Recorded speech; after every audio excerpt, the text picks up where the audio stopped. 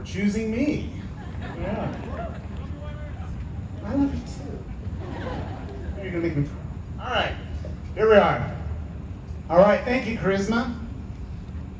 And thank you, class of 2022, for giving me the honor to speak at this culminating event of your life. Since you were freshmen, your humor and your grace renewed my spirits. You were smart, silly, easy-ish to manage, but it was your acceptance of me, blunders and all, that gave me curiosity. The curiosity to face a new day, a new semester, and a new year. Maybe that's what we need now in this time of hurting hearts, is some curiosity.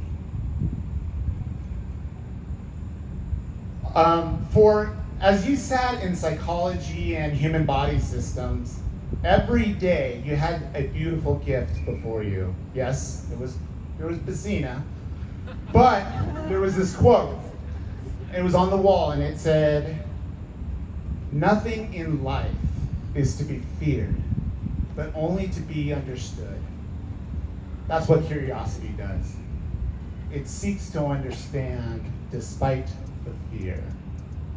So, do not set the course of your life to how you feel. Feelings are fickle. They muddy curiosity. How many of you, let's be honest here, how many of you, after all, avoided doing your research paper because you did not feel like it? When you wait for peace, passion, inspiration, courage, or time's pressure to get going, you will accomplish very little. Act first, then see what emotions follow. So, as we look onto the future, we need to think of the future less. For we have this notion that we're excellent fortune tellers. And fortune telling clogs curiosity. How often do we try because we think we know the outcome?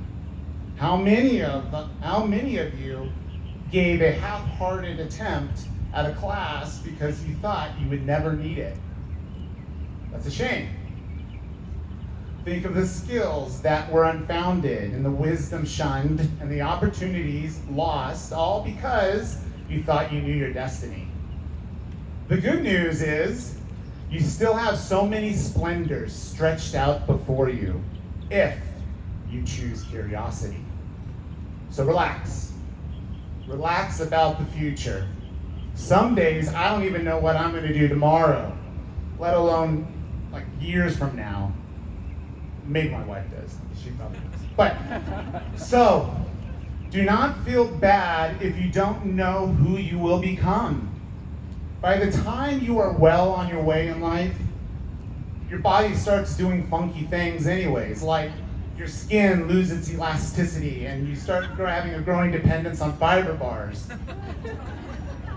The future is not yours to claim, for everything is in flux, and fate has the final say after all.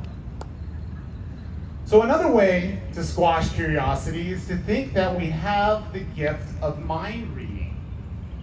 We would rather guess about a person instead of having a conversation, especially a difficult conversation. After all, the hidden minds of others feel dangerous. We think that the world's burning gaze is on us, judging us, ready to pounce on us at parties and school functions and speaking events, all because we have made up our minds about the minds of others. Remember the last lesson I gave to you, class of 2022? Look at the eyes of those you are having dialogue with. It isn't until you look at the depths of someone's eyes do you even begin to know the depths of someone's character. If you really want to know the heart of another, do not go behind their back and guess. So, when you are worried about what others think of you, especially on social media, Here's a comforting thought. You're not that special. People are not thinking of you as much as you are thinking of yourself. I learned a while ago to think of others a little bit more than myself. That is why whenever I accidentally dismiss period 1 10 minutes early, sorry English department hub, that was my mistake. Whenever I dismiss period 1 10 minutes early, come period 3, I felt so much better about myself because I was teaching. I got my mind off of myself. And I was trying not to make a mistake in front of Ben Johnson. So, thinking less of oneself and others more is the healing power of love. It takes our minds off of our anxious selves so we can live with blunders and beauty. This is the beginning of curiosity. And I saw this in you, class of 2022. I saw you think of others when you escorted your crying classmates out of my classroom. Note, staff, parents, I did not make them cry, I promise. I didn't do it myself, so, yeah. And remember the great grad night escape? You fought for each other to get into that shuttle.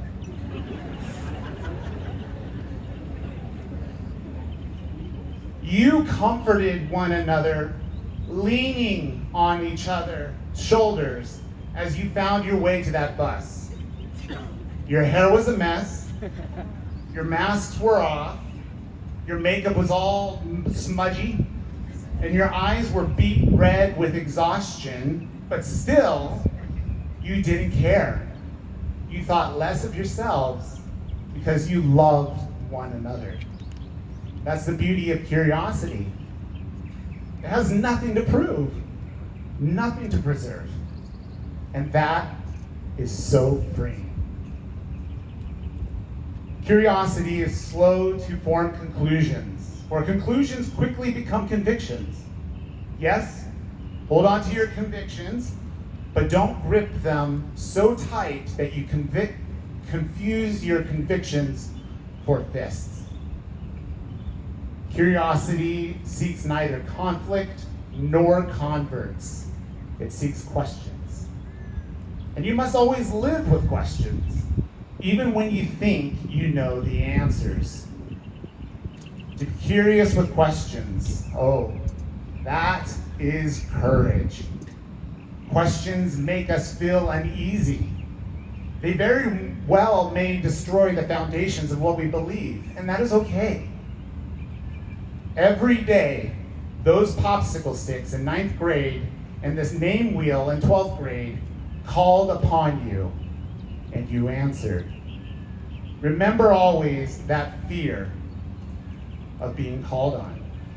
That's curiosity disguised as terror. So, in your life, when you sense that familiar, oh please don't call on me, Mr. Wimer, feeling, know that what stands before you is actually a life of abundance. Step into it. Do not be afraid of it. Because every one of you has the courage to be curious. I know this to be true because every one of you has been called on in my class, and every one of you has answered. So, when life calls on you, how will you answer? If you answer with curiosity, you will be surprised by what it has to say. For curiosity declares, I am not done until my future is lost or won. I am curious, I am not done until love discloses the mysteries of the minds of others. Curiosity says, I will keep going when all else says stop. Curiosity puts a comma when others put a period. And when failure brings you to your knees, you are not frail. For curiosity says, I am not done. And when the people you love are hopelessly hurting themselves, curiosity says, I'm not done. And when the individual touch of illness becomes too immense, to bear, curiosity says, I am not done. And now, your life lies before you on this day of your graduation. And the world may say to you that you are not good enough. You are too weak, you're too strong, you're too loud, too nosy, too ambitious, too tired, too risky, and just too much. And fear grows and tightens in your chest and paralyzes your steps. And the unknown confounds your plans for prosperity and peace. And when all has collapsed in your life and curiosity still remains, you will whisper, I am not done. So class of 2022, do not be afraid, for you will never be done. And that is okay. You will be okay. Thank you.